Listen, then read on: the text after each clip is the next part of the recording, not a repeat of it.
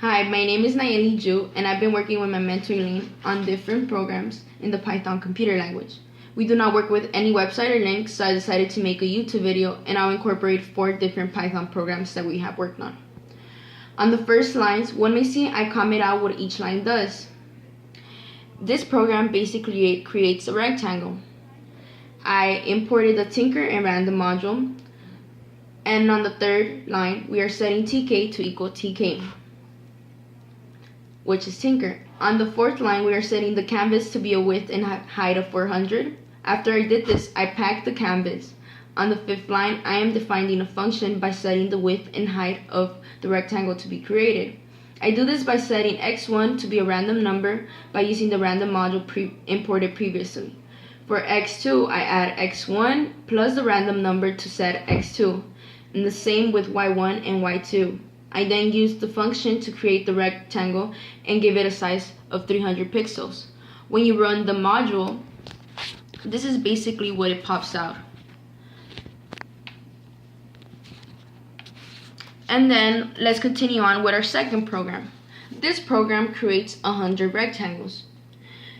I do the same, which is import the modules I'll be using. I create a canvas with the same height and width of 400. I then set up a function to create a rectangle, which is setting x1 and y1 to be a random number, and afterwards x2 and y2 to be random number added with the answer from x1 and y2.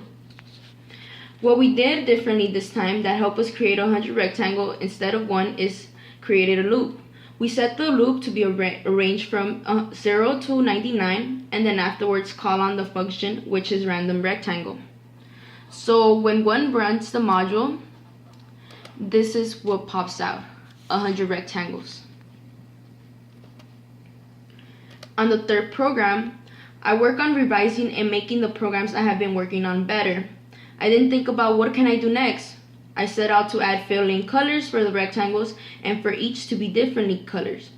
What is different about this program is when I set up the function. Instead of having only the width and height, I also added the fill color. This lets me add any color I want when I'm calling the function.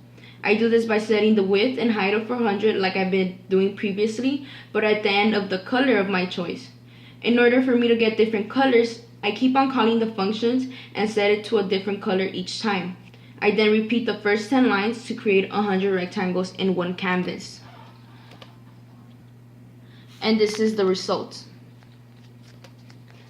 The fourth program is very differently because I use another module which is called Turtle.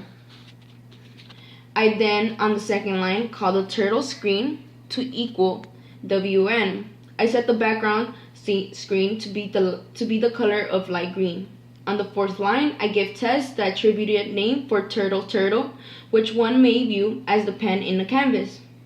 Afterwards, I give test to be the color blue and set it as a turtle stamp. I may also add, I can make it into a circle, square, but I decided I wanted the turtle imprint.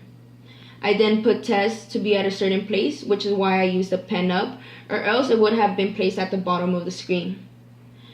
I also set test to leave an imprint each time it moves. Afterwards, I add 3 to the size, so it will increase the size on every iteration. I then move test along by setting test forward until I turn her at 24 pixel degrees, which is what I command afterwards. I finish the program by setting WN to equal exit on click. When I run the module, this is what it shows me. Thank you for watching my video, and I hope you enjoy.